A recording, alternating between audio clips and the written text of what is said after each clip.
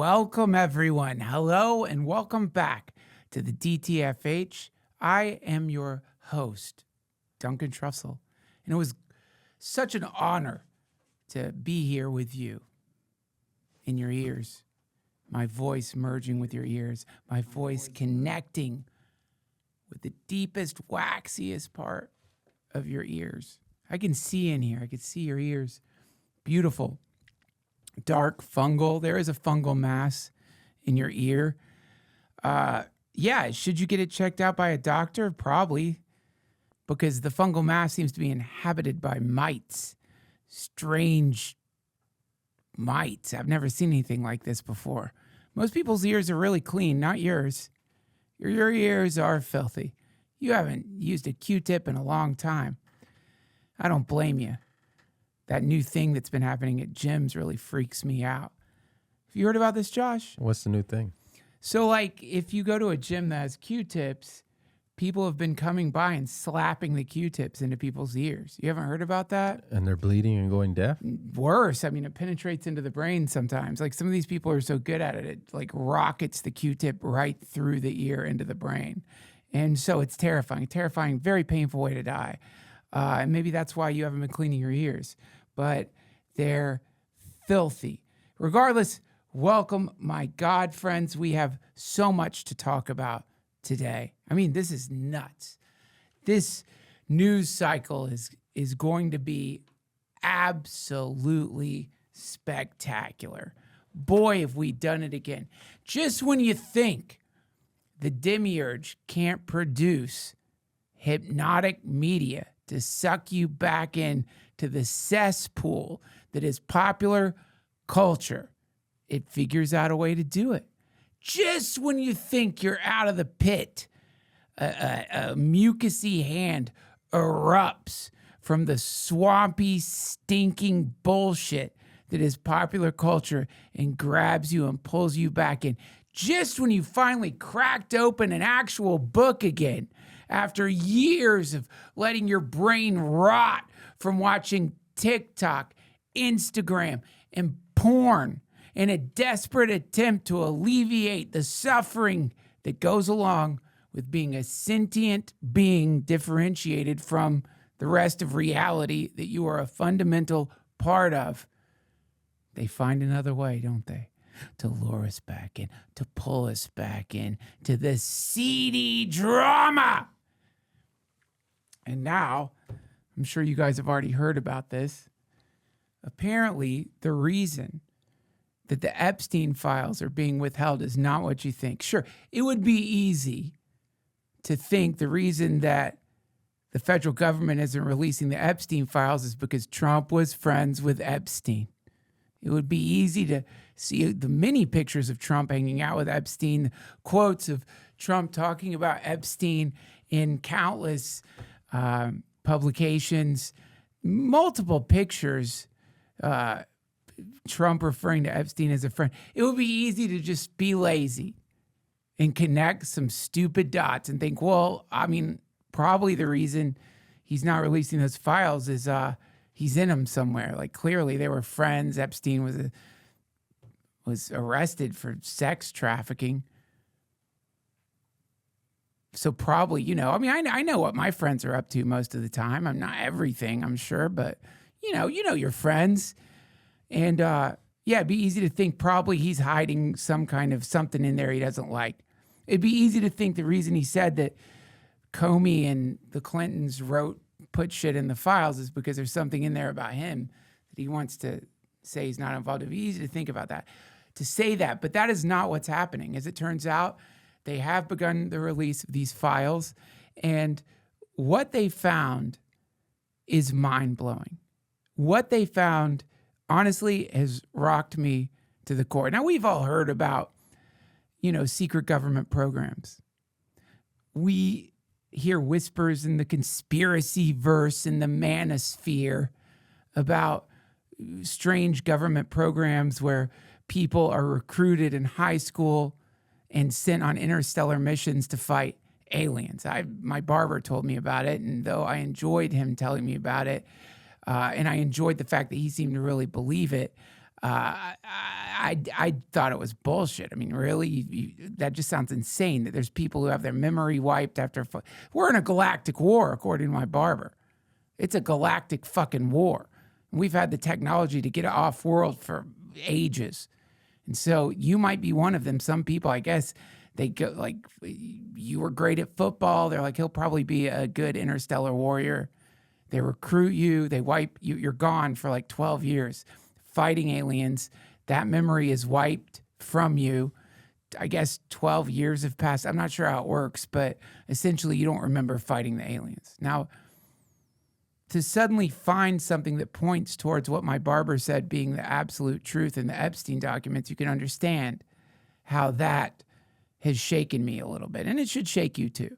It should shake you up a little bit to know that for years, the United States government has had very advanced technology, that we have been exploring the galaxy, that we have bases on planets that we thought were barren, empty wastelands. There's already a garden city on Mars, apparently.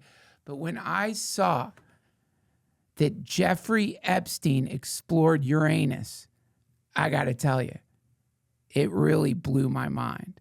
Jeffrey Epstein wasn't, let's just say Epstein's island is nothing compared to what Epstein did on Uranus, rather. Epstein is all over Uranus. Epstein apparently spent any time that he was on planet Earth, he was hanging out on Uranus. He was just there, building, and also releasing. Epstein released on Uranus, and he released files. He released documents. He released countless things all over Uranus.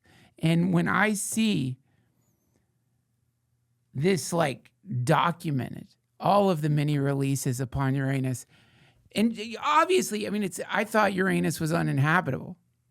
Everything that I've heard about Uranus is it's like no one should ever go there, that it's a horrible place. The things they say about Uranus are just vile, that Uranus is a completely disgusting planet, one of the most disgusting planets. They say Uranus is disgusting.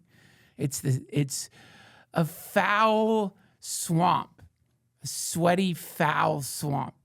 The comparable, if you've ever smelled the effluvia of a gimp post beating, that's what Uranus smells like. And to think that Epstein was up there just hanging out on Uranus, to think about the way he entered Uranus, which is crazy. This technology is wild. It's not the normal like rocket that lands. No.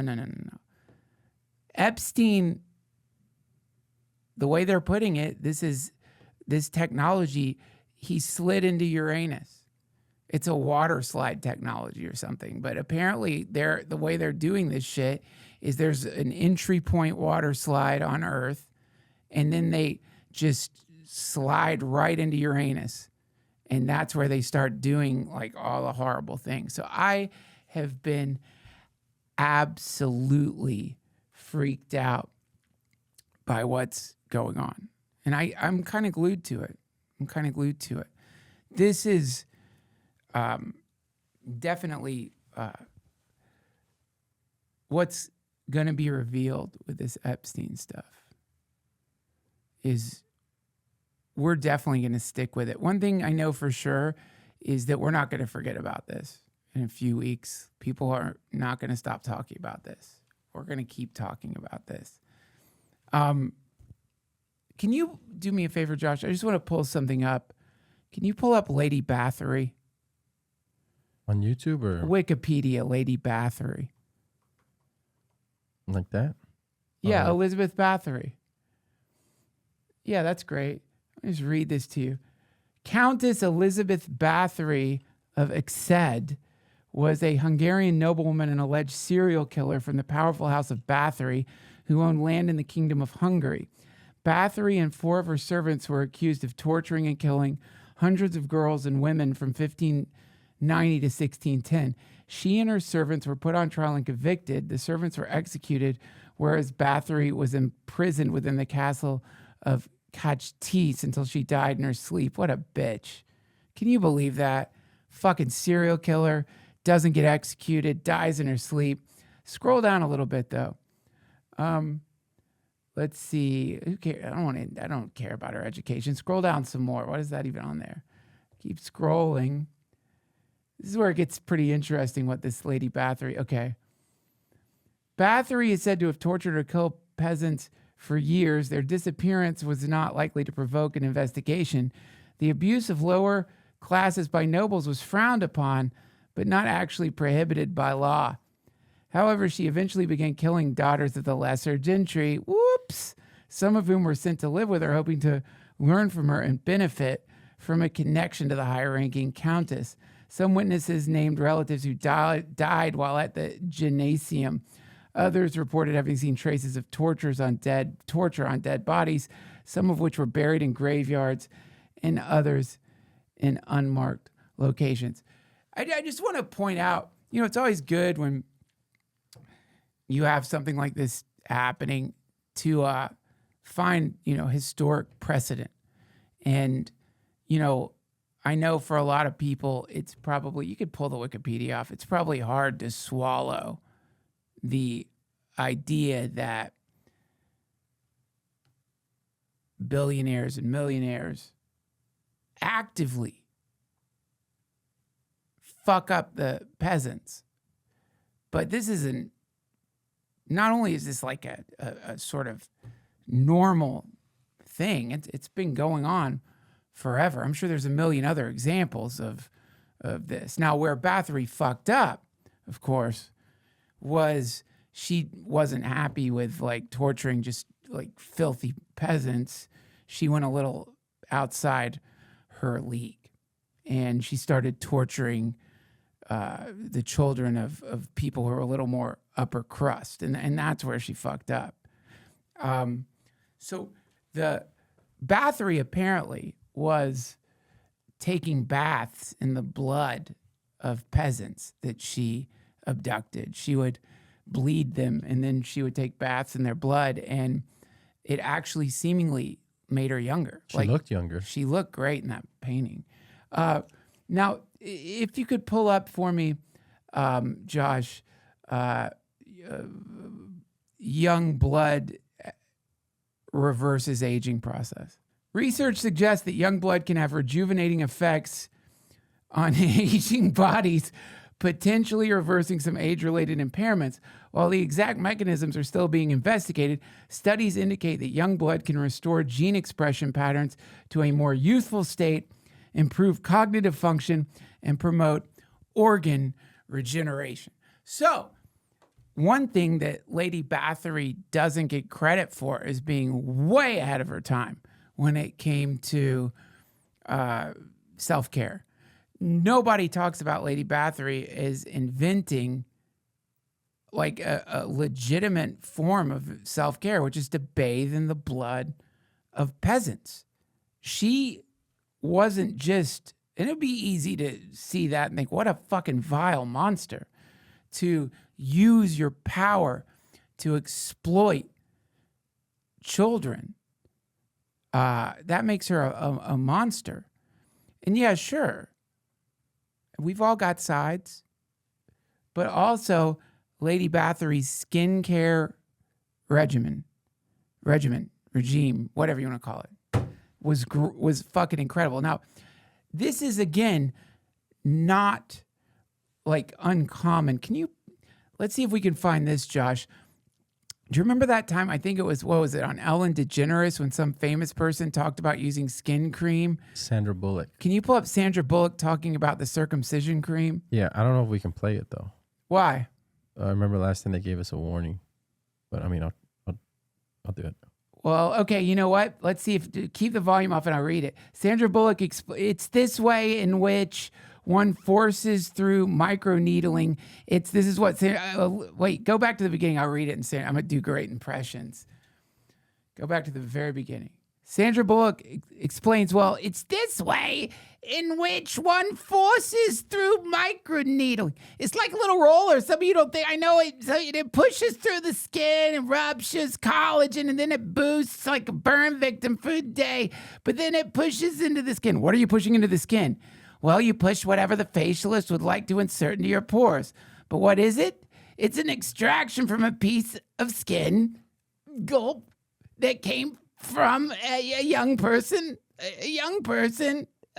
far away, and they somehow figured out how to extract its foreskin from a Korean baby.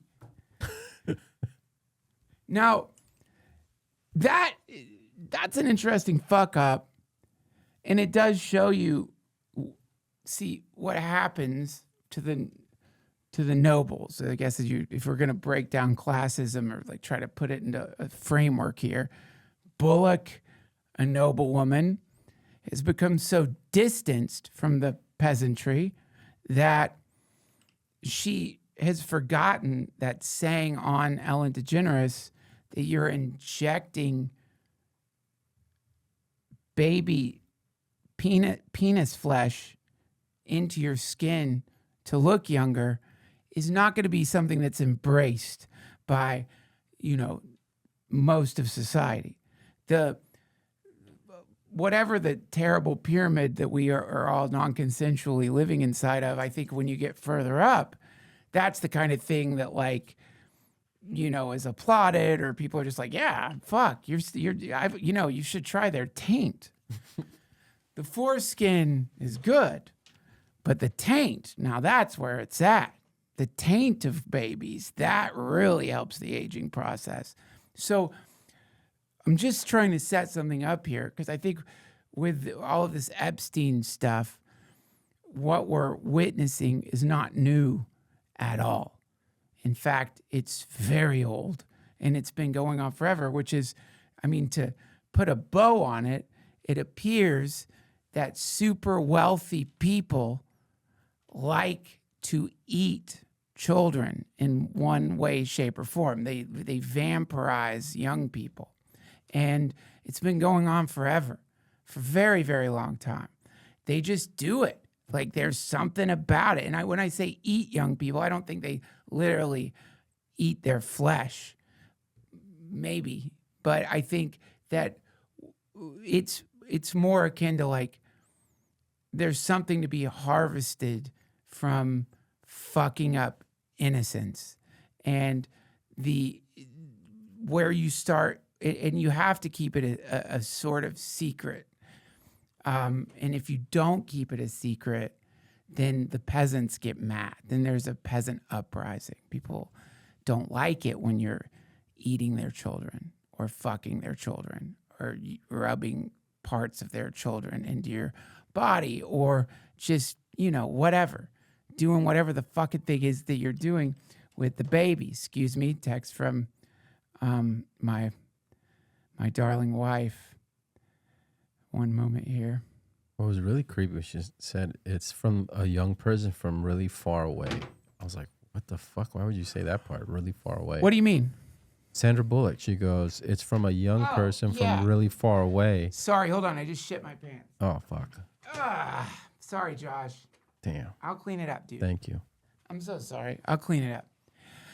Yeah, well, right. Well, that's how she was trying to make it better. And that just made it sound worse. This is an American foreskin. Everyone fucking relax. This isn't fucking foreskin from the Midwest. This isn't foreskin from the Great Plains. This isn't Grand Canyon foreskin. This is fucking Korean babies. Everyone relax. What's going on here?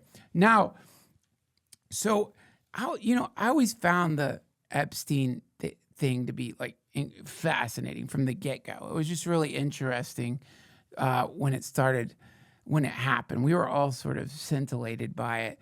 It was so fucking weird, noxious, gross. Pull up that pic of, what is it? What is it? It's like Epstein foot rub. All the gross pictures that came up. Really gross. Just gross shit, like rich people on a private plane rubbing each other's feet. Pull up that one with Clinton getting the back rub.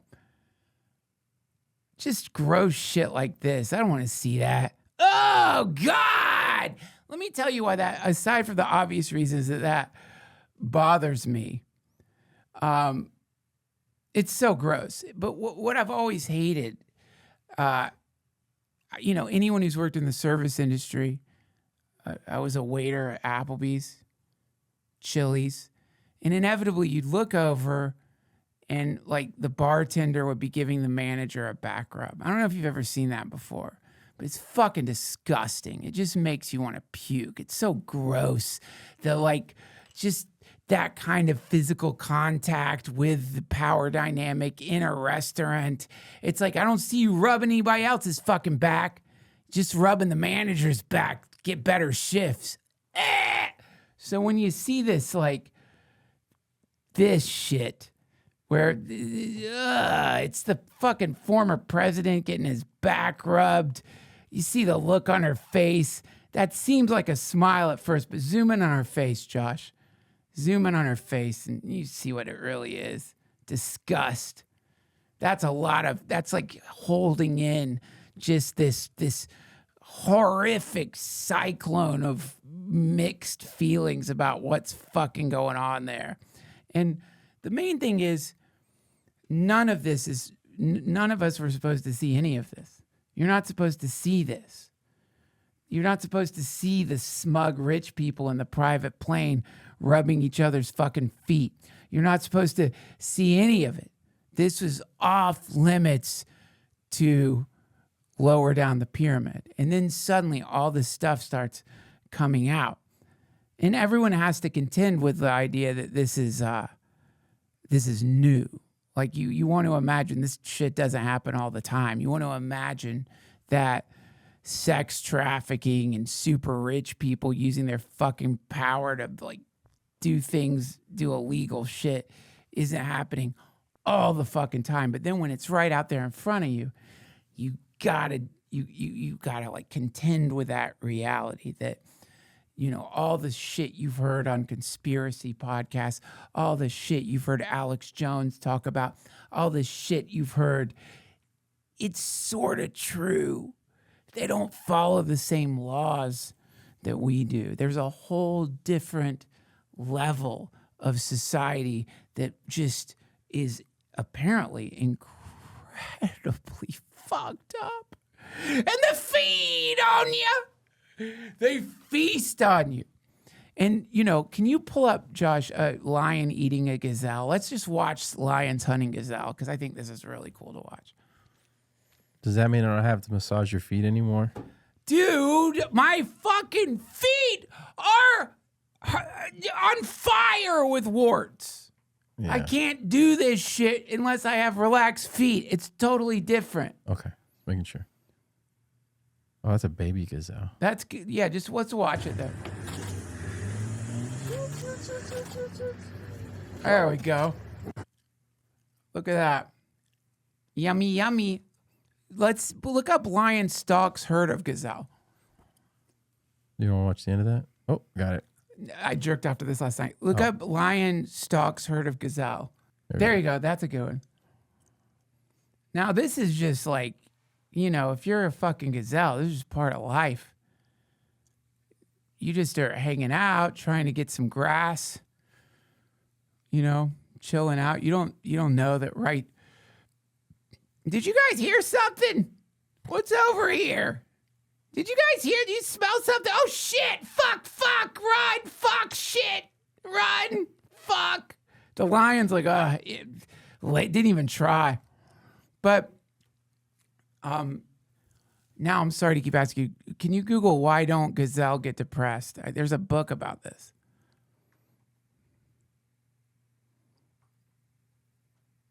Yeah. What if it's a sport to the gazelle? Forget it. You have to go on Google. Anyway, it doesn't matter. The point is the difference between us and gazelle, there's a lot of differences. Obviously, our hoofs are softer, but you like to imagine that because we live in modern society that we're not there's no predators in the normal sense of the term. Like we all know that there's serial killers and there's like, but you can go to Golden Corral and you don't have to worry about some monster springing out from the manager's office and dragging your child back there to eat it alive. We live in a different dimension. The gazelle, if like the way we think, is dimensionally different in the sense that our relationship with time is apparently different than a gazelle's relationship with time. They don't have long-term memory like we do, apparently. So gazelle should have like PTSD. Like if you were, walking with your children in the park and a lion carried one of your children away and you heard it screaming and then it stopped screaming and then you probably could see the lion eating your baby, that's it for you, man. You're done. That's it. You're not going to sleep ever again. You're going to wake up screaming. Maybe therapy could help. Probably not. You're fucked. But gazelle, that can happen to them and they're going to get a nice adrenaline boost and then they're going to be eating grass 2 hours later. Not a care in the fucking world. Flitting their tails, whatever. It's gone. They can't remember it. They're back in the moment. But see, we have this long-term memory problem. And the Epstein stuff, it's very disturbing because you're looking at a high-level form of predation that nobody wants to think about, which is that the oligarchs, they kill our children. They like to eat our children. But even worse, can you imagine if lions didn't eat gazelle? Imagine if they fucked them. You know how messed up that would be if a fucking lion carries the gazelle baby off and just fucks it and then just leaves it for the parents to gather it up? Walk into an eyes wide shut lion party. Yeah. Can you fucking imagine? And then if the gazelle parents were like sort of like pushing the gazelle children towards the lions, and kind of letting it happen, that would be really dark. So we don't really want to like think about this facet of reality. It exists behind this veil. And generally, if you even, before the Epstein shit was happening, you could bring it up, this stuff, and you could, sort of show examples of it. But, you would often be looked at as a paranoid conspiracy theorist. Like the classic one, can you go to actual Google and look up an Open Secret Hollywood documentary?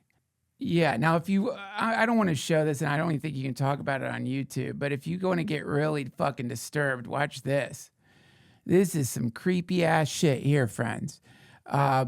This is just about like, kids getting groomed in Hollywood.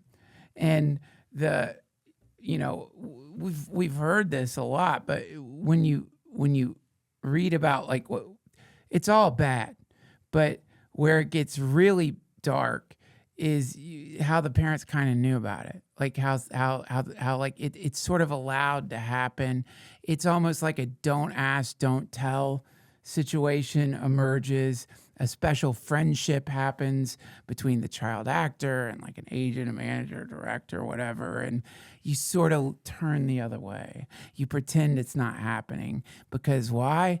You want that money. Your kid's going to make money. Your kid's going to be like a child actor. And I think the child actor thing these days, I do feel like they've put a lot of regulations in now that weren't there before, but that's another example of systemic abuse that happens behind this veil. Now, can you look up like something, sex scandal, Washington, D.C. pages? Paiges. Sex scandal. Washington, D.C. pages. PAI pages, yeah. Okay, yeah, page. Oh, I did spell it. Okay, 1983 congressional page sex scandal. On July 14th, 1983, the House Ethics Committee recommended that Representative Dan Crane and Representative Jerry Studs be reprimanded for having engaged in sexual relationships with minors, specifically 17-year-old congressional pages. Though at least some of the sexual contact was not criminal, the age of consent in the District of Columbia being 16 years, the committee felt any sexual relationship between a member of the House of Representatives and a congressional page or any sexual advance by a member to a page represents a serious breach of duty. The congressional report found that in 1980, a year after entering office, Crane had sex 4 or 5 times at his suburban apartment with a female page, and in 1973, the year he entered office, Studs invited a male page who testified he felt no ill will towards Studs to his Georgetown apartment, and later on a 2-week trip to Portugal, both representatives admitted to the charges. At the beginning of the debate, Crane said, "I want the members to know that I'm sorry and that I apologize to one and all." When he was called to be censored, Crane stood facing the House. According to the New York Times, after the censure was read, Crane, escorted by a friend, quickly left the chamber. However, an Associated Press article says that Crane walked back to his seat in the rear of the House and slumped in it. Crane would go on to lose the 1984 election. Studs gave up his right to a public hearing reluctantly, saying he objected to the conclusions of the Ethics Committee, but wanted to protect the privacy of the pages involved, and the affair was a mutually voluntary private relationship between adults. At the same time, Studs did admit to a very serious error in judgment, saying he should not have had sex with a congressional subordinate regardless of the individual's age or sex. As his censure was read, Studs faced the speaker who was reading his motion with his back to the other House members. Studs continued to be reelected until his retirement. Shortly after the scandal, the House Page Board was established for the purpose of protecting pages. So here's another example. It's not just, I guess, what do they say? DC is Hollywood for ugly people, but it's not just Hollywood. It happens in DC. Look up the Franklin scandal. The Franklin scandal is the story of a nationwide pedophile. I don't think you say that on YouTube. The Franklin scandal is the story of a nationwide ring that pandered children to a cabal of the rich and powerful. The ring's pimps were a pair of political power brokers who had access to the highest levels of our government. Nebraska legislators attempted to expose the network in 1989 and 1990, but the legislators' efforts were followed by a rash of mysterious deaths and the overpowering response of federal and local law enforcement, including the FBI and Justice Department, which effected an immaculate cover-up of the trafficking network. So the point is, what's all of these things, from Lady Bathory to Hollywood to Epstein, exploring Uranus, are sort of this this. Well, this is just the way this kind of shit works. It functions in the dark, and let me tell you, man, I started reading Salem's Lot by Stephen King again. Friends, oh my God. Every once in a while, I revisit a Stephen King classic. Picked up Salem's Lot, modern vampire story. And it is so good. And it hits different when you're a dad. Because, there's poor little Danny Glick. I don't want to fucking ruin it for you, but, if you don't watch the movie, I don't know why they can't convert Stephen King books into movies. The movie's an embarrassment. Horrible. Horrible. But the book is so fucking good. And the entire vampire mythology is, if you ask me, based on predation on children, or exactly what's happening with Epstein and Uranus. It's the let's just go through the rules of vampirism. Like the way it works is a vampire only goes where they're invited. So that's the first fucking rule. If you've ever seen Let the Right One In, it's incredible. It's one of my favorite modern vampire movies. Tried reading the book, got a little fucking creeped out by the book, not because of vampirism, but because I felt weird about like the author's mindset regarding age of consent laws. But I don't know, that could be unfounded. But the classic way it works is a vampire, I'll find this excerpt from Dracula.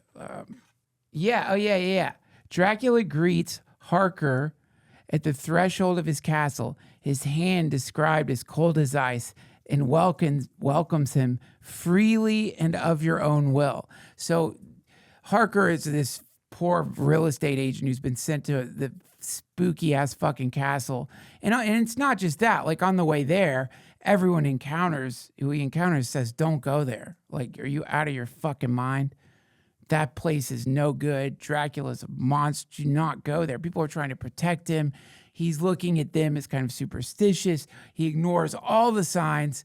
Then he gets there and creepy ass Dracula 3 times says, you come here of your own free will. So the point is, when you, there's some level of consent that happens in vampirism. The next thing that shows up in the vampire archetype is there's this like skewed power dynamic. The vampire isn't human. The vampire seems human. The vampire isn't human. Generally, the vampire is wealthy. The vampire usually, like, look at Dracula. He lives in a fucking castle. Look at the more romantic versions of the vampire story. They have money. There's something about them that's seductive and beautiful and powerful. And you fall in love with the vampire, actually. The vampire seduces you. They use their extra psychic powers and their abilities to manipulate and seduce you, and then eventually like destroy you, prey on you, or you become a Renfeld. And so Renfeld are a vampire slave because vampires need henchmen. So the vampire dangles in front of you some idea of immortal or eternal life. And in exchange, you've got to do all these fucked up things for the vampire. This is in Salem's Lot, too. There's inevitably some fucking piece of shit human who's helping the vampire eat. And so that shows up in the vampire archetype. And then added to the story is like disbelief.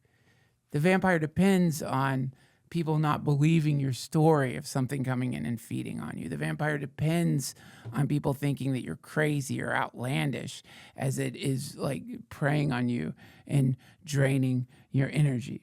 Now, there are things vampires hate.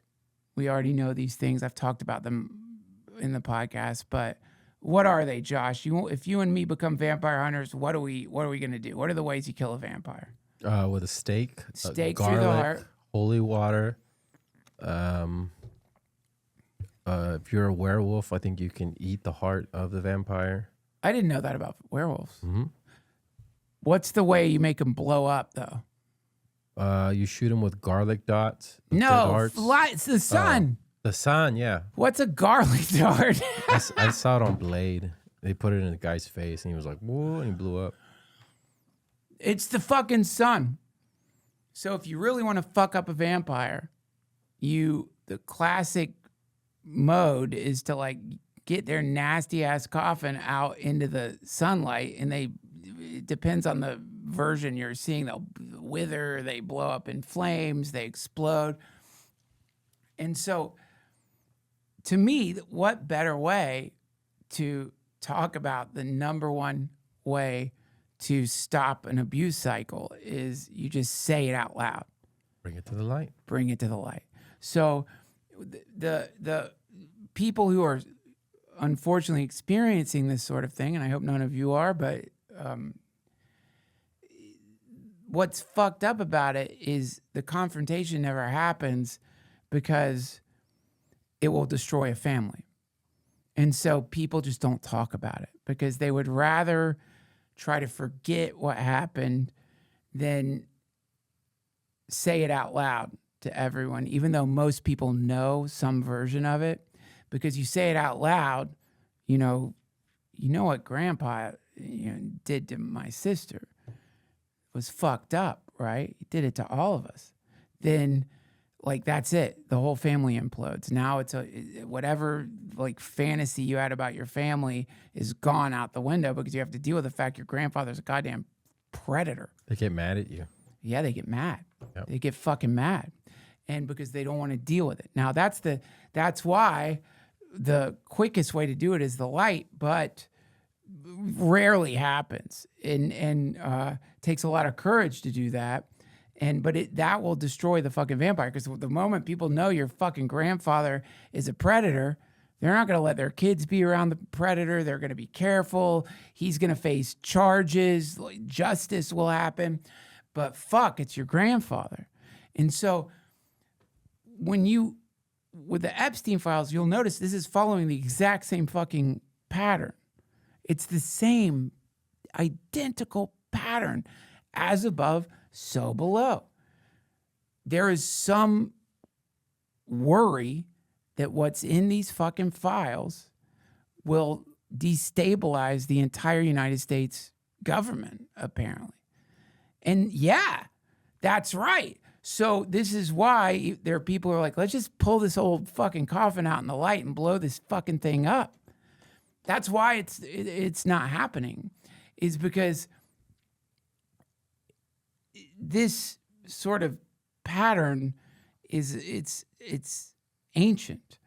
And so the other interesting thing about the vampire archetype is that if a vampire feeds on you, eventually you could become a vampire too. And so this is what happens to victims of abuse, is that because not only did this happen to them at a young age, and because there was seduction at an age where you shouldn't be experiencing seduction. You were made to feel special. You were made to feel smarter. You were made to feel like you could handle it. You were made to feel like, an adult has a special friendship with you. And there's a charge in that. But not only that, you were taught from a very young age to keep secrets. You were taught seduction. You were taught all of the subterfuge involved in abuse. And so now you have a contagion. This is a contagious thing. So it travels through generations. It travels through timelines. And so there are countless cases of powerful people being exposed as fucking monsters. And so none of this is new.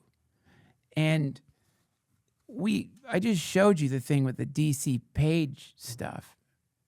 So in DC, you have this system of initiation where pages come in and, okay, the age of consent is fucking 16. But dude, really? Can you imagine your fucking kid gets accepted as a page, goes to DC, political aspirations, some old ass fucking politician starts seducing him, then starts just banging your fucking kid? Like, the power dynamic is so beyond skewed there. And you could be certain that if that happened, if they had to pass a page protection law, then that's just the tip of the fucking iceberg. And so there you get it. The fresh politicians come in, pages, kids with aspirations to serve, and they just get banged right away. And then you could see how this could become almost tradition. This is hazing rituals. This is how, like, if you wanted to sort of create the seed of a dark Stanley Kubrick, Eyes Wide Shut style secret society, all you have to do is have like a few generations of abuse until the abuse becomes ritualistic. The explanation for the abuse goes from being some horny fucking old pervert wanted to fuck a kid. I guess we have to cut that out. You're not allowed to say that on YouTube. Some horny old pervert a kid, and it turns into no. This is our tradition. Bohemian Grove. I'm sure there's countless examples of it, but because it functions in the dark, because this of all things has to happen in the dark, just like vampires have to be outside the light, it mutates. It grows. It spreads in the dark. And it becomes, no doubt, very complex, and lots of people become implicated. So the Epstein fucking files, that's the doorway. That's the cellar door right there. We know what's in there. We know for sure there's some fucking vampire coffins in there. No doubt.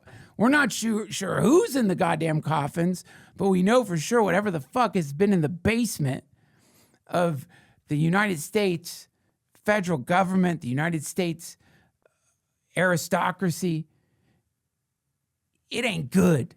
And what else do we know? It's powerful.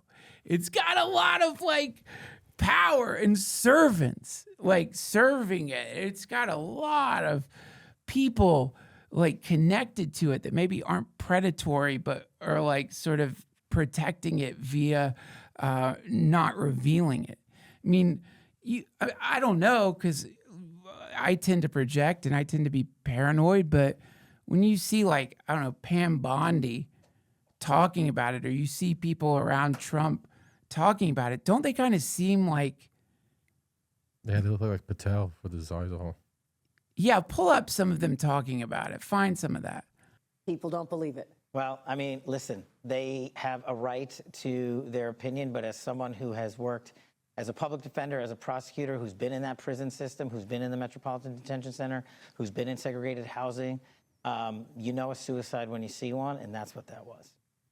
I mean, I don't know. You can't tell. You want me to get, I've seen the whole file. He killed himself. All right, look, I don't know. Look up Pam Bondi talking about no Epstein list. I mean, the ultimate thing is like, well, then why is Maxwell in prison if this is all a hoax? Throughout our country, and people who have lost loved ones to fentanyl. That's the message that we're here to send today. Nothing about Epstein. I'm not going to talk about Epstein. Go ahead. See, it's like... I'm going to be here for as long as the president wants me here, and I believe he's made that crystal clear. 4 years. Well, 3.5 now, right? We've got 6 I feel months like in her voice, there's like a quiver in her voice. There's like a... I mean, because I could be wrong. You know what I hope? I hope I'm wrong. I hope I'm fucking wrong. That would be really great. That's what we want. We don't want vampires in the cellar. Do you want vampires in the basement of the White House? I don't. I don't want that to be true. I don't want any of it to be true. That would be great. I hope I hope we're all being fucking paranoid here. But when you hear Bondi try to switch the conversation of organized, high-level sex trafficking rings being protected by the federal government to fentanyl, the dangers of fentanyl. I mean, dude, no one's that dumb. No one watching that is like, oh my God, how did I forget about fentanyl?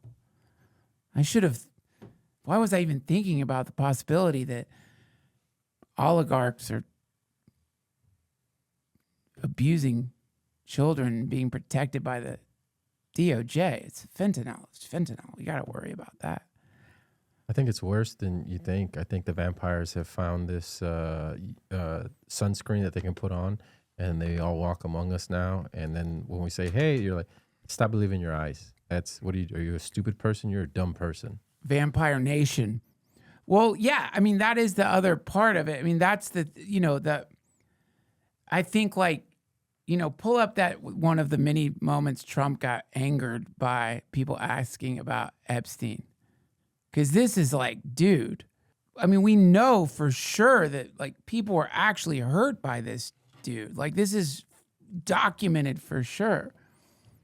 President Trump is defending U.S. Attorney General Pam Bondi over her refusal Just to release clip past documents from the this. Jeffrey Epstein sex I want to just trafficking watch that where he gets investigation. mad. Look at this. Epstein files. Are you still talking about Jeffrey Epstein?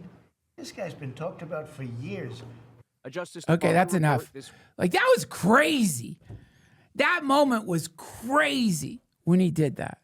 Like he seems to me, there's this like side of him that seems like it understands his base, and his base was, of course, they're still talking about fucking Epstein. Like that's a huge QAnon. That's a huge part of QAnon, right? Like it's a huge part of like the conspiracy part of his base. And for him to be like, are you still talking about that? Are you still talking about grandpa fingering your butthole? Really? Really? We got other things to worry about. I got to pay the mortgage on this fucking house. Hey, grandpa fingered your butthole. We really going to talk about that? Really? God damn it. Stop talking about that. Get out of my fucking house, you piece of shit. You're no son of mine if you're going to talk about my dad fingering your butthole. I don't do impressions, but that's as good as I could do with Trump. But yeah, that's pretty wild, man. Yeah, I'm live. Max Botting's 5-minute self-ban for questioning whether I'm live.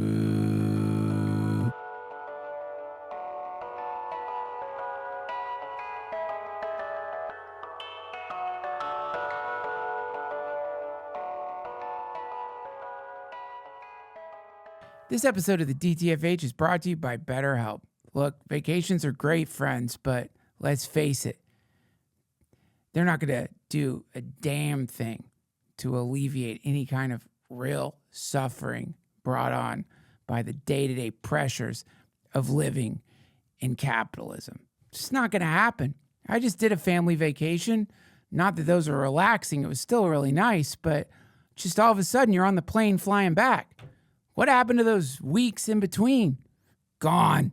Then you're plunged back in to your regular life and all the responsibilities that go along with it. Vacations are great. Self-care, fine.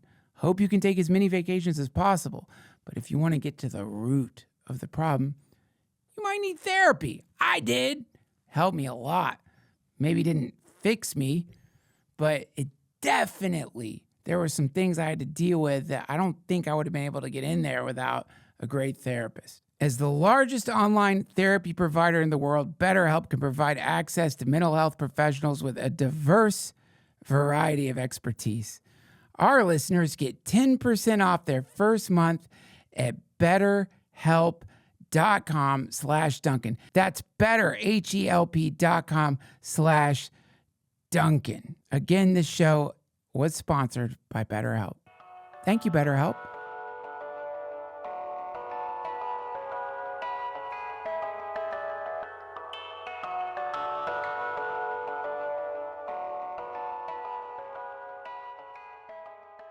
But yeah, I don't know. To me, the reason I'm obsessed with this over another news story that I do want to talk about, and when I do these live episodes, I have no idea what I'm going to talk about, to be honest. I should be more organized, and it's not always going to be, news. But the reason I'm talking about this over other stuff is because it feels, I'm so sorry to, like if you're triggered by gross stuff, can you look up releasing gas from a cow? Talking about when they light it on fire? Yeah. This is how you save a cow's life. As cows experience bloating, this method is typically carried out by a veterinarian who punctures the... Maybe turn the... Worst job on earth. Lighting these cow candles. Yeah, you poke a little thing in these poor babies, and then you just fucking light the methane that comes out on fire. I wish I could do that sometimes.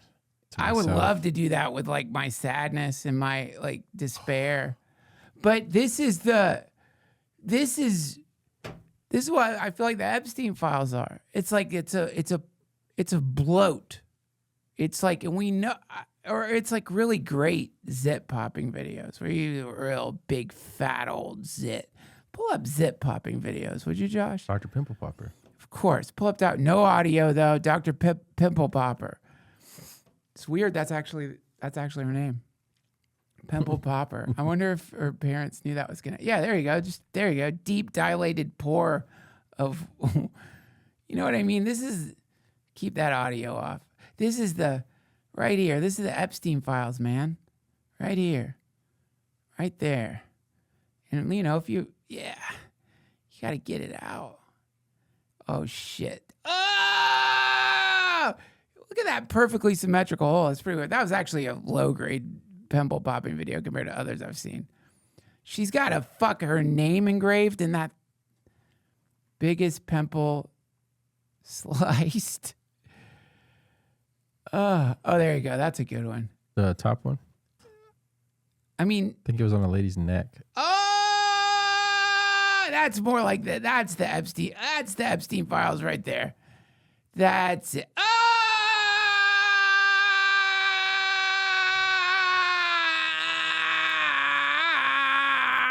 Jesus Christ. I think I see a face in it. It looks like a... Put that on a chip. Oh, my God. How dare you? Oh, it does look like seafoody, I guess. It kind of does look like crab. Mm-hmm. Yeah, we got to... This is the thing is... I did give you a warning, JCD327. I think I did. I don't remember. I'm eating pudding. Look, Jar Jar Dinks wants to know why I went to Peter Thiel's for dinner. I didn't go to fucking Peter Thiel's for dinner, you dumbass. I mean, it would be an interesting dinner. I'm sure whatever I've said here is probably not going to be embraced by YouTube.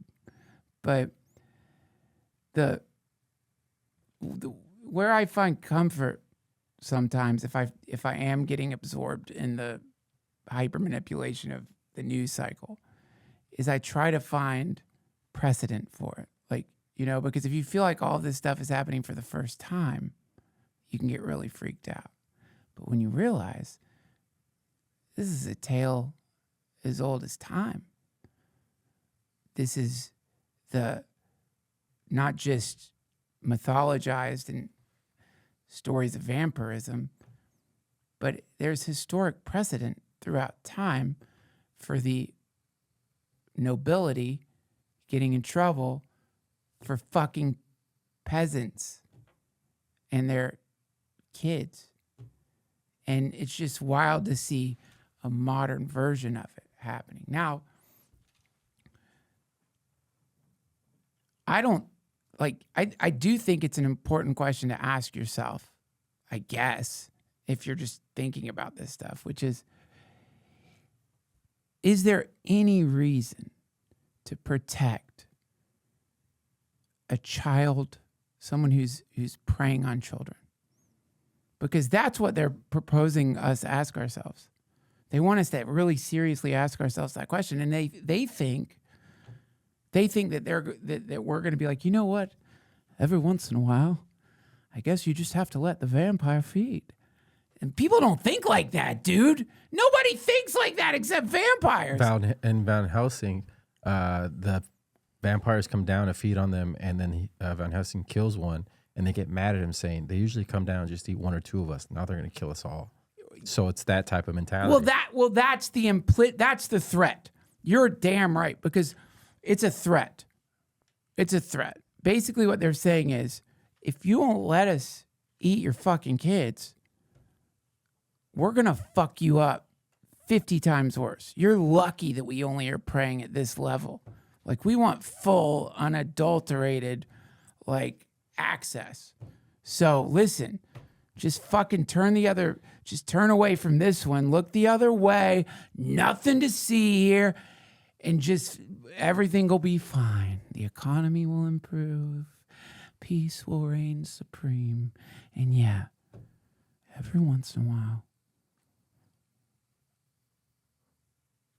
a kid from far away might disappear. Over 300,000 children right now are missing. 300,000. Over 300,000. That is such an extraordinary number. That is such an extraordinary number. It's weird if they were all in the same place. You know what I mean? They just all got lost and went to like some. They're all at Schlitterbahn right now. They're all at a Schlitterbahn or like a very big playground. It is kind of like the Pied Piper too, right? Like pull up the Pied Piper of Hamelin story. Yeah, it wasn't rats he was luring, right? I don't know. I haven't looked at it in a while. There we go. The Pied Piper of Hamelin, also known as the Pan Piper, the rat catcher of Hamelin, is the title character of a legend from the town of Hamelin. The legend dates back to the Middle Ages. The earliest references describes a piper dressed in multicolored pied clothing who was a rat catcher, hired by the town to lure rats with his magic pipe. When the citizens refused to pay for this service as promised, he retaliated by using his instrument's magical power on their children, leading them away as he had the rats. Yeah. There are various theories about the origin and symbolism of the Pied Piper. Some suggest he was a symbol of hope to the people of Hamelin, which had been attacked by plague. He drove the rats from Hamelin, saving the people from the epidemic. Come on, you know what that fucking pipe was. It's his dick. And, you know, this is like all over the fucking place. You don't want to believe it. I don't want to believe it. You don't ever want to believe it. Did you ever hear Orphan Annie's story, the actress who played her? No. So when it was a long time ago whenever Orphan Annie came out. You're talking about the original, like, Little Orphan Annie from the 80s, 1983. No, not 80s, from the whatever 50s or 40s, whenever they had that first one. Okay. That her and her mother went to a studio. They went into separate executives' offices. The one executive that Orphan Annie went in, and she's cracking up on Larry King's show about it. She's like laughing as she's telling the story. And that the man disrobed and was butt naked, and she just started laughing, like, because she didn't know how to handle it. And he got mad. He was like, "Get out of here, get out!" And comes out and tells her mother, and her mother goes, "Well, you don't know what I had to do in there." That was her response. And the whole time, she's an older lady now in the 80s, laughing about it on Larry King. Jesus Christ. Yeah. Look, the main thing is just you could take what's happening right now and it'll maybe go away. I don't see how this one's going away, though. Like, I just don't think it'll go. I don't know how it goes away. They're going to release the grand jury testimony, but everyone knows that's not everything. We know that Maxwell's in prison. You know, why is she there? What happened? And we know that he was friends with a bunch of super powerful people. And I mean, it's not impossible to connect the fucking dots here. But I just don't see how it goes away.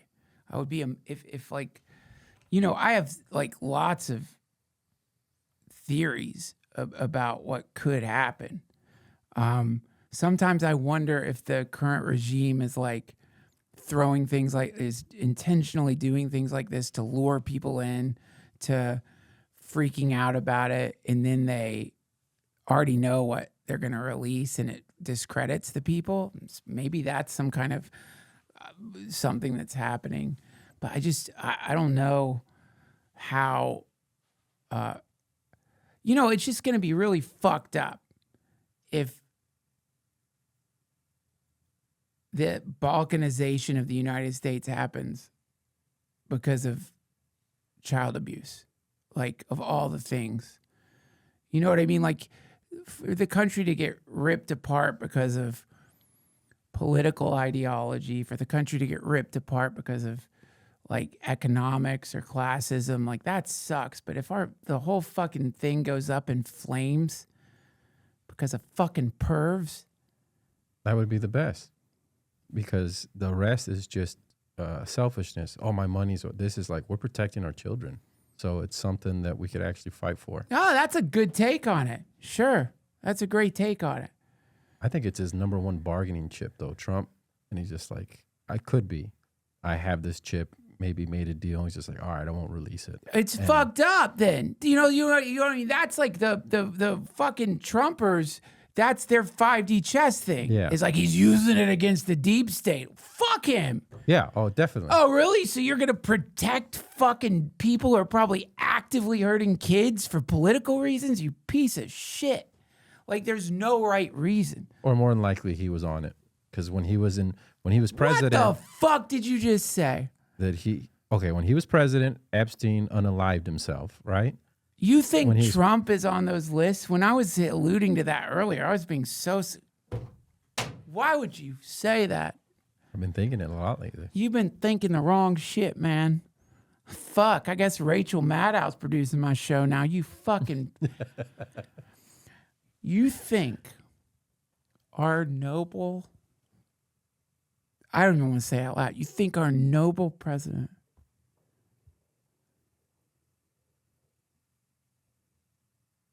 maybe I misunderstood you. Can you just say what you said again? Because honestly, I think it must be. I'll sum it up like this: when he was on The View, he said, "Yeah, if this wasn't my daughter, maybe I'd be going out with her." He said that about his own daughter, so that kind of puts you in the mindset. What did he say? That if that wasn't his daughter, he would be getting with her. He would, Well, he misspoke. Oh, okay. He misspoke, Josh. Pull it up. Okay. Not my president. Not my noble king. He wouldn't say a thing like that. There's no way he'd say anything like that. No real father would say that about their daughter. Pull it up. Get ready to be humiliated. Wait, even before you pull up, let me just say this. Only the most depraved lunatic would say such a thing. Would say that if it wasn't my daughter, we'd be on a date. Only a sicko would say that, not my president. Pull it up. He didn't say that. Get ready to be humiliated. Go ahead and play it. Get ready for the humiliation of Josh. All right, let me see if I can. Oh, can't find it. Can't find it. I pulled up the fact check thing. Can't find it because it's not there. Another evil bit of misinformation from the deep state.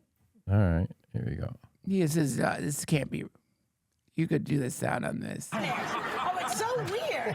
Stop. You know what? You're the favorite. Play it again. I didn't see it. I didn't hear it. Ivanka weren't my daughter, perhaps I'd be dating her. I didn't hear it. Play it again. Play it again. Okay. Here we go. If Ivanka weren't my daughter, perhaps I'd be dating her. See? Boom. You're wrong. It's not on there. If there's a trumpeter that played it, it could be misunderstood. That's a fake. That's fake. Yeah. You know, man, I mean, maybe I won't do my stupid trumpeter gag. Play it one more time. If Ivanka weren't my daughter, perhaps I'd be dating her. You know.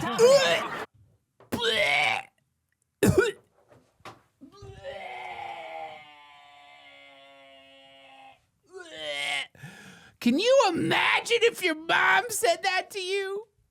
Ah! Can you imagine on TV? Your mom's like, if he wasn't my boy, we might be on a date later. Oh, God. But My mom would tell me that every morning. She'd be like, "Oh, Mijo, you're so fuckable," and then I'd go to school. you're so fuckable. Oh, how fuckable.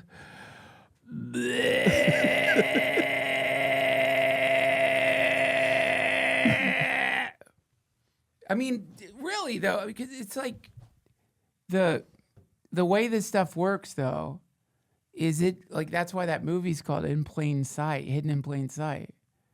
That's how this shit works. Eyes wide shut. It happens in front of you, and you don't want to believe it, or you're tired.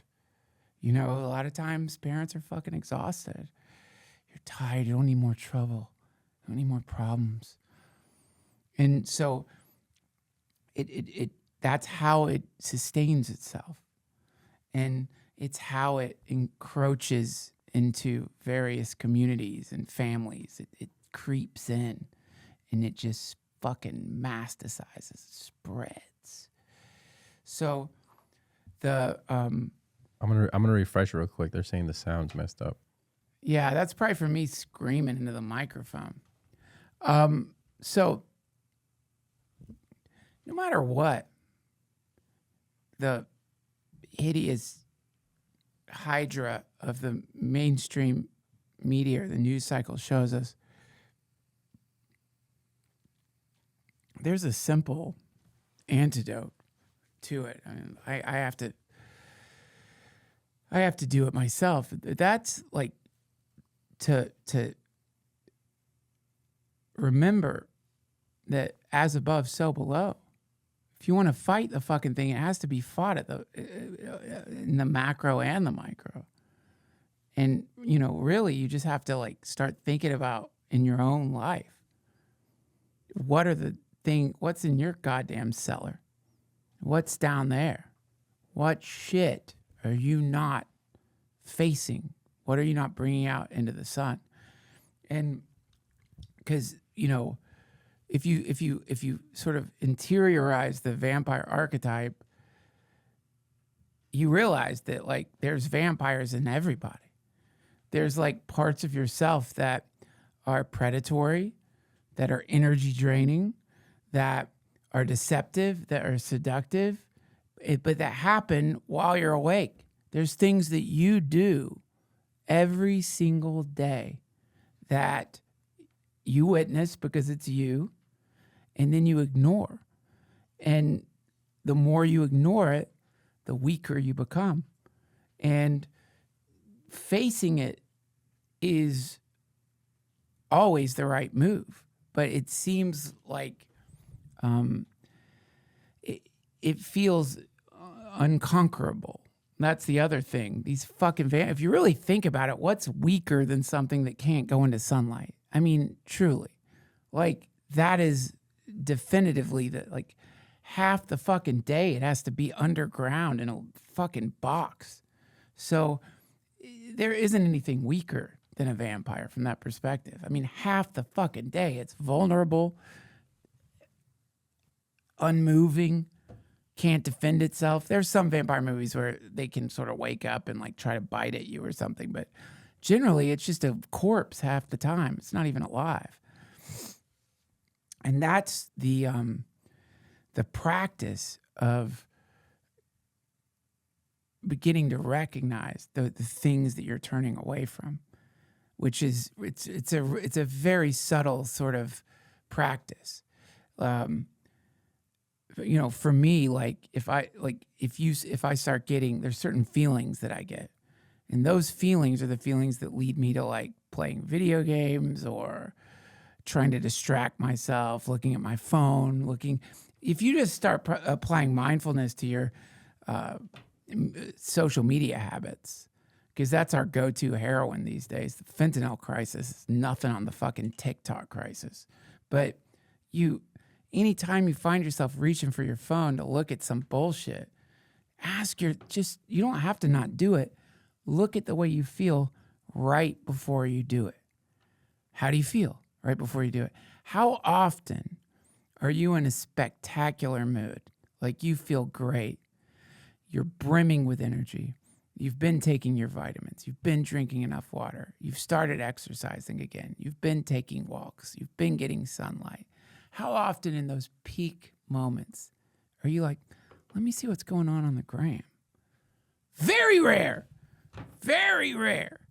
But I've noticed that for me, it's in my gloomiest, shittiest moments that I turn to the phone as a anesthesia to mitigate the suffering that I'm feeling. Now, this is a very logical approach for other forms of suffering. For example, if you are touching a hot stove, the best thing to do would be to like not touch the stove anymore, get away from the pain. If you're sitting in bath water that's too hot, get out of the bath, remove yourself from the pain. But this sort of modern dysphoria related to living in a very confusing, hyper-connected landscape, the way to fix it is not ignoring it. That's, in fact, the way to give it like more tentacles and legs. And this is the God, it's been a long time since I was studying psychology, but Carl Jung, like when he was talking about neurosis, it's really interesting. Like he had this idea that certain aspects of the personality, certain aspects of the identity that were unacceptable could be repressed, put in the subconscious, so to speak. And that those repressed fragmentary portions of your personality, it's not like they disappear because you sweep them under the rug, but they actually almost develop like their own identity apart from yours, like little fragments of a magic mirror that get a little bit of identity in them, characteristics, qualities that are normally like you would expect to be in an actual human personality. This is your neurosis. And so the practice in Buddhism, it's called self-liberating. They want to self-liberate. So the practice of opening the vampire coffin to the light looks like the next time you want to go for your phone when you're feeling the shitty feeling, or the next time you try to rearrange phenomena in your own life to get that cozy, comfortable feeling, the next time you try to like blame this feeling on somebody else and fix the other person, the next time you find yourself going outside of yourself to correct something that's happening within, instead of doing any of that shit, see how long you can sit with the feeling. That's it. It doesn't sound as powerful as it is, but because, well, the name for meditation in Tibetan Buddhism, one of the names for it is Gom, which is to become familiar with. And so what's happened, if you start becoming familiar with this feeling that you've been dodging, ignoring, the memory, the whatever it is, if you start just letting it be in your field of attention, you realize you don't really even know anything about this thing. You thought you did, but you only knew like the very first experience of it. You only knew the very tip of it. You'll notice it appears usually in your heart chakra, which is fascinating. It's not up here. It's here. You start feeling like right, that feeling you get before you're going to cry sometimes, if you can hold it long enough. And you realize that like, oh my fucking God, it's actually like my heart. That's where it gets crazy. It's very vulnerable. It's a very vulnerable feeling. The thing you thought was a fucking vampire was really just some dust covering up your heart. And so in Buddhism, it calls self-liberating, meaning you don't have to do anything other than like be with it. If you can just sit with it, just somehow on its own, it lightens up a little bit. It might not go away. I haven't had that luck. But suddenly, just the very act of not avoiding it anymore, there's some magic that happens there. And you realize, shit, this thing actually that I thought was some demonic, vampiric, withered up, life-sucking, life-draining entity living inside of me is just dust on a lampshade. It's dust on the windshield. It's not much at all. There's not much there. And it only requires a little bit of courage to do this, as opposed to like, unveiling the fucking Epstein files, which is probably going to reveal some horrific collaboration between the United States and foreign powers, blackmail, manipulation, the complete subversion of the Constitution, the democratic process using the time-worn technique of honeypots. We all know about that. Everyone knows about that. This, on the other hand, you realize that this thing that you've been avoiding is actually not the darkness, but the light. That's what it is, and it self-liberates. So this is where you get into the Buddhist practice of metta, which is form of cultivating compassion, and you start with yourself. Because, I mean, maybe you're some special motherfucker, but I doubt any of us are as special as we think we are. I would say that we're all running. We've got the same motherboard. Maybe we're running different operating systems, but it's the same motherboard. And by that, I mean, there's a universal human experience. So this thing that you think you've been avoiding, whatever it is, anxiety related to your responsibilities in life, or self-doubt, or a sense of being a coward or a hypocrite, or whatever the thing is, you could be certain that this is a universal experience. What you're experiencing, countless people on the planet are simultaneously experiencing it with you. So where the practice of Tonglen, which is related to metta, comes in, is allow yourself to realize that the moment you're having the guts to sit with that feeling consciously, you are now like on a spectrum of other people having that experience. Some of them are having it consciously, some of them are trying to avoid it, some of them don't even know they're having it. They've become so good at numbing down, and some of them are probably like enlightened or nearly enlightened beings who are working with it. And so the practice of Tonglen means that in that moment, in that experience, you connect with that field of suffering, that flavor of suffering that lots of people are enduring simultaneously.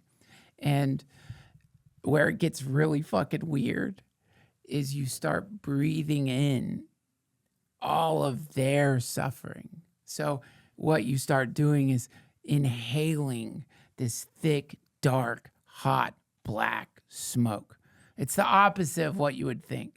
And when I heard about it originally, I'm like, fuck that. I'm not sucking in the other motherfuckers' hell fumes. Got enough of my own. But you start doing that, and then when you breathe it in, you exhale cool, clear, bright light. And you don't do it just from your mouth. You imagine your whole body exhaling it. So some kind of metaphysical, alchemical, you're basically becoming a filter. You're becoming like an air filter for the suffering of humanity. And even though initially you will think to yourself, this is all absolute bullshit. Like, how do we quantify this? Like, what is actually happening here? At the very best, you're doing make-believe. But I'm telling you, something about the practice begins to like create this spaciousness, the density, that goes along with these sort of repressed, ignored, dark mood states. It's a feeling of lightness. It's a feeling of less seriousness. It's not quite as serious as you thought.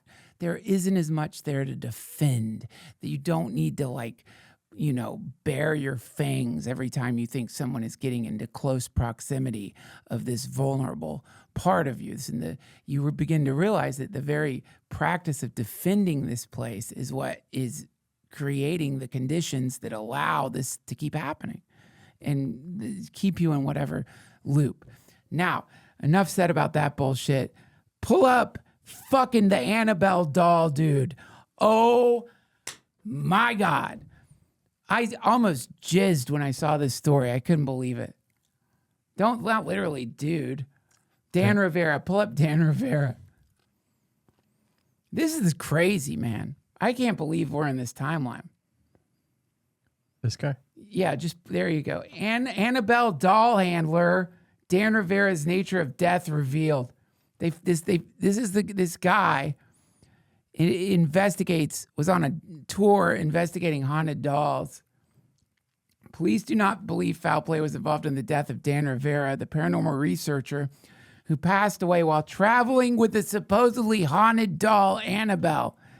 In a Pennsylvania State Police report, authorities listed the nature of the incident as, quote, death natural.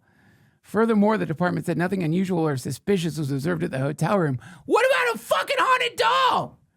What about that? You think he was leaving the Annabelle doll in the trunk of his car? The decedent was discovered in his hotel room by coworkers.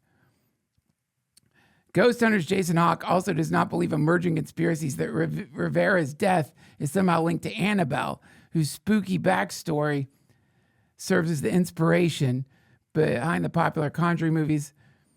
Dan Rivera was an Army veteran, a father of 4, a husband, and someone who truly cared about people. What's even harder to see right now are the posts blaming his death on things like the Annabelle doll. Okay, stop there. Look, I'm sorry, and I really am sorry for his family, his children. But live by the sword, die by the sword. I'm sorry. If you're traveling around the country with a notorious, haunted fucking doll, and you die in your hotel room of, quote, natural causes, and you think people aren't going to say that doll killed your ass, like, of course that's what we think. It's a trope. It's like a Twilight Zone episode. Can you pull up a picture of the Annabelle doll? Are you serious? Like, I can't. How can you say, like, who would be reading a post after that happened and be like, my God, they think the doll did it. What's wrong with the world? Look at that fucking thing. Pull up that image right there, The Guardian. Fuck that doll. Can you imagine that thing in your hotel room? Burn it with fucking fire. Oh, look. I don't even want to look at it. Oh, the card behind it. Well, that's stupid. That's just the Rider Waite tarot devil card. Is no point. The doll, they should put the doll in the card. Zoom in on that thing's face. That is not a good doll. Look at that. Look at the weird symbols there. You got the pyramid, the dots. It almost looks Kabbalistic in nature. Pull up a picture of the Kabbalah. Look how Pull up a picture of the Kabbalistic tree of life. God damn it. This is yeah, look, it's man spreading. Yeah. It's doll spreading in there. It's like it's taking its power. It's like an alpha doll. Kabbalah what? This? There you go. Yeah, it looks nothing like what's on the doll's face, but you never know. To me, the fact, maybe pull up Dan Rivera YouTube. Let's see a clip of the decedent. There's got to be a clip of him with the doll. Dan Rivera talks about Annabelle. This might be it. Oh, there we go. Hey, Ryan, we got more work to do. Again. Shit. A well-known paranormal investigator died just hours after leading a sold-out event featuring one of the most infamous haunted objects in the world, transported to Gettysburg specifically for this event. In one TikTok video, Rivera himself excitedly announced that he was traveling with Annabelle Jesus to the Christ. historic town. Annabelle. Oh, sorry. It's all right. Leaving San Antonio, guys. Now we're heading. Oh, I can't play it with music.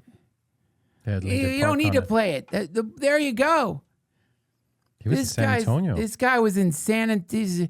It's like someone hauling radioactive material through the country. That son of... I don't want to call him that. God rest his soul. I'm sorry I even said that. I feel very bad for his family. It's horrible. But, dude, get that fucking doll out of my city. I don't want that doll traveling anywhere. We're not that far away from San Antonio. I felt weird a few days ago. I wasn't even in Austin. What if it's just the believers in that conspiracy or of that doll then carry out because it's like we have to carry out for the doll. Or the doll's evil. I mean, it's like, dude, you are Wikipedia the Annabelle doll. I don't even want to mention Annabelle's name. I don't like that. I've never liked that doll. And I have a creepy fucking doll. Nothing compared to that. What's your doll? Lil Hobo. Oh. He just has drug problems. He's not like evil like Annabelle was. I mean, he is, but he makes bad decisions. Was it his upbringing? No, but he loves to blame it on his upbringing. He's a fucking junkie. Annabelle is a Raggedy Ann doll that is claimed to be haunted. According to the Warrens, they were given the doll in the 1970s by a 28-year-old student nurse named Donna from Hartford, Connecticut, who claimed the doll could move by itself and exhibited malicious and frightening behavior. No, then you know what? If someone offers me that doll, I say no. Throw it in the trash. The Warrens said a psychic medium had told the student nurse her doll had been taken over by the spirit of a dead 6-year-old girl named Annabelle. The Warrens claimed the doll was demonically possessed and subsequently placed it in a display box and monetized it. Over time, the Warrens publicized various claims about Annabelle. Supposedly, the doll inflicted psychic slashes that drew blood from victims, caused a priest who insulted the doll to run his car into a tree. He insulted, what did he say to you? You need to lose a few pounds, fat ass doll. And stabbed a homicide detective, forcing him into early retirement. The story of the doll was featured in the 1980 book, The Demonologist, written by Gerald Brittle. The result of what the authors claimed was an exclusive blah, blah, blah. In 2019, the Occult Museum closed due to zoning violations. In 2025, the Warrens' estate promoted online reports that the doll had disappeared. Anyway, the point is, we will never know what happened in that hotel room. But it's not that hard to figure it out. Took him out. It was sick of being exploited. And little hobos like that too. Because they can't move the way people think they can. Like, it's harder for them. They do move, but it's hard as fuck. Like, it takes a lot of energy. It takes, like when you get older, you shouldn't jerk off a lot. What? You didn't know that? No, I had no idea. It's chi energy. You got to build it up. Oh. So, like, you got to, hold the cum. Similarly, a doll, when they move, I'm sure Annabelle's slashes probably took months for her to get that energy. And so they don't move that much at all, really. Little hobo hardly ever since he got an academy. But they resent, just like anybody else would, being hauled around. And I promise you, Annabelle was so sick of being exploited by these assholes. They like where they're very particular about where they stay. I could already tell from looking at Anna. Pull up a picture of Annabelle. That's a classic Raggedy Ann doll.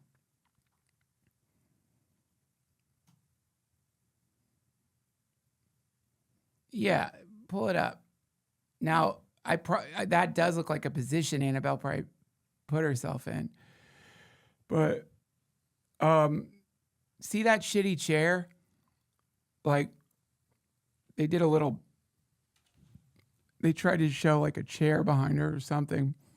No way, little hobo would not take that shit. See how her bracelet is too tight? Oh, yeah. See, they put that on and then she got puffed up. They swell up. Yeah, you could just see it's pissed. And so it's been sitting in this shitty box.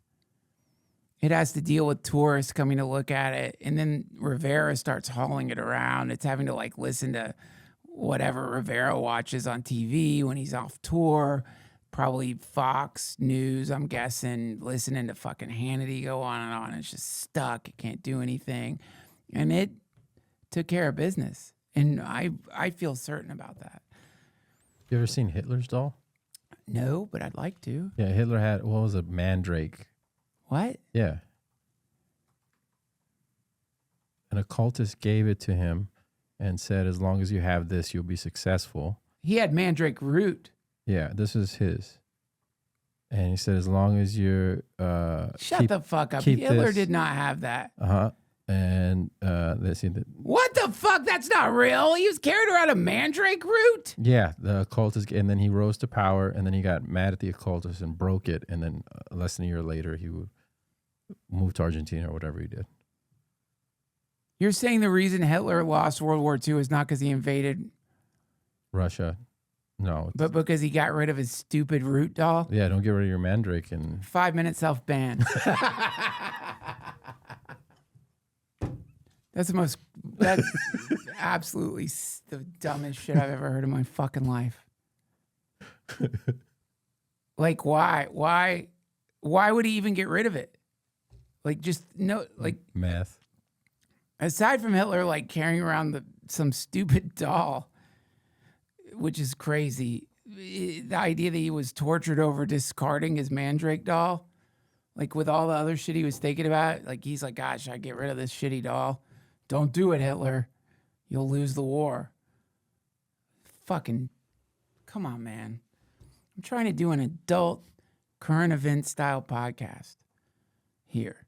This is the NPR is about to go bankrupt. And I'm trying to do an adult NPR, some things people who want current events can go to for factual information. And when you do things like that, it dilutes the brand that I'm going for here, which is I will be the next NPR. That's my goal. Now, last thing I want to talk about, then we got to get out of here. And I won't always do current event stuff. Can you pull up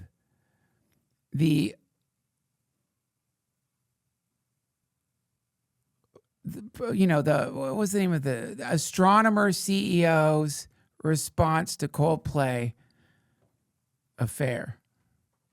Oh, yeah. So we all know about this. Trust me, there's been a war between my wife and I. I want to talk about the Annabelle dolls. She wants to talk about the CEO. And we're both not interested in the other thing at all. So, wait, it's a fake apology. God damn it. So I thought his apology was real. I just wanted to read that. This is funny, though. Go ahead and just show it. Everyone's seen this stupid shit. Who cares? Some dumbass rich piece of shit. Oh, dummy. He goes under the bleacher. You know, who gives, like, it's... Look at her face, right? Oh, no, look at him. Oh, no, there's cameras everywhere. No, I didn't want to get caught. Not really. That's the worst way to duck down. But he wanted to get, I mean, that's the thing. Get that off my screen. Why'd you pull that up? I'm annoyed that I even brought this shit up, because this is like, Aaron is like interested in this story. And it's like, dude, a paranormal investigator was fucking psychically slaughtered by his haunted fucking doll.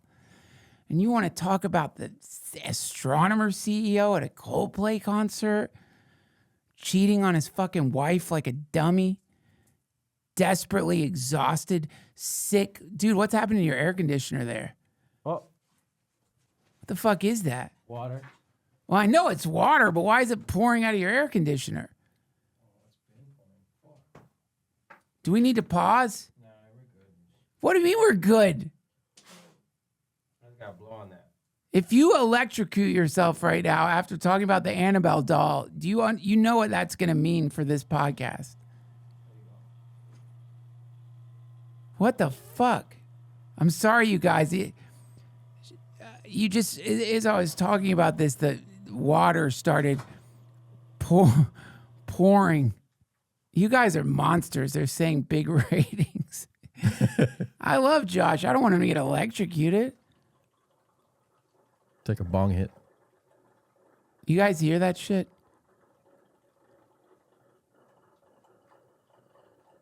It's my AC. What the fuck is going? That is not a normal AC. What is going on? It pumps the moisture out of the room, and I had it unplugged. So now there's water over here. Are you all right? Do you need to clean? No joke. Do you No, need we're help? good. We're good. Are we good? Yeah. The point is, like, now I got to hear about this stupid astronomer CEO, and it's stupid, like, just dummy. Wanted to get caught, sick of his marriage, didn't have the guts to get out of it in the normal way, goes to a Coldplay concert, knows there's cameras everywhere, knows he's going to get on the kiss cam. Now we all have to hear about this dumbass from our wives for the next month. That's, to me, the most annoying part. I don't care. No one even knew what astronomer was before he did that. It's embarrassing. It's embarrassing to cheat, but it's super embarrassing to cheat at a Coldplay concert. That's, dude, your kids have to live with that, man. I don't want that. You're lucky if your parents cheated. That sucks. I'm sorry about the divorce, but I don't want footage of my parents cheating. And now they're forever, the kids have to see their fucking dad with that stupid deer in headlights look. His hands, it's not even sexy. Go back to the video. I'm so mad about this. He should have been smart and started pretending to give her the Heimlich. Dude, exactly. But look. Ugh. That just sucks to be Coldplay. That's your audience. Go back real quick. Just go back to him holding the holding part. Ugh. Gross. Oh, she's gripping him. Oh, yeah. They're having a romantic Coldplay moment. Fucking. Bleh. I hate that shit. He's all red because he already took his Viagra. Oh, yeah. He's definitely hard as a rock right now. She's been grinding into him. I used to. But isn't this freeing? It was brought to the light, and he doesn't have to hide this anymore. You know? Yeah, but you know what? This is a vampire I don't want to see go up in flames just because I don't want to see another fucking golf couple getting busted. No one wants to see that. I guess it's gross. That could be you. Fucking at a Coldplay concert. Fucking cheating on your wife with someone from your office. At least do something special. Get in a cult. I don't know why, man. It just grinds. I mean, the cheating is like an embarrassment no matter what. But this level of golf cheating, I don't know any other word for it. That would never happen at a Creed concert. No, they wouldn't have that. They're not going to have a kiss cam at a Creed concert. Nobody wants to see that. Well, we're nearing the end of our time together here, friends. It's been a joy. I'm going to wrap it up for the audio folks out there, and then we can talk for a moment, and then I have to say goodbye. To those of you listening, thank you so much for tuning into the DTFH. I hope these solo episodes aren't grinding your gears. I didn't mean to imply you only have one gear. We do have some good episodes coming out with guests. Seems like many of you like the guests. Seems like me just by myself for some of you is unbearable. And how do you think I feel? I'm with myself all day long. But for those of you who support the YouTube channel, thank you. And do subscribe, do leave a comment. I've tried to respond to the last few comments. And most importantly, pull your fucking vampires out into the light. Do most of us have any control over whether or not powerful oligarchs are defanged?